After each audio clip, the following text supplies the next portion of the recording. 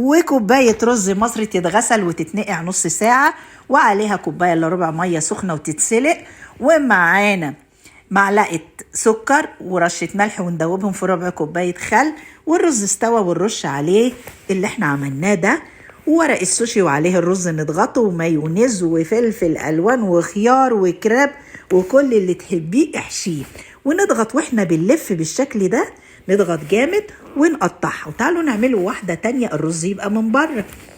هنضغط الرز بالشكل ده ونقلبها، ونحط برضو المكونات اللي انت عايزاها جوه، فلفل الوان وكله. انا حاطه مانجا هنا، وهنضغط برضو بالشكل ده، ضغطي جامد، شايفه ازاي؟ وهيبقى عندنا بقى الرز من بره، شايفين الجمال؟ وسمسم وشياسيز ومانجا وافوكاتو، ونلفها تاني ونقطعها بالشكل الجميل اللي انتوا شايفينه.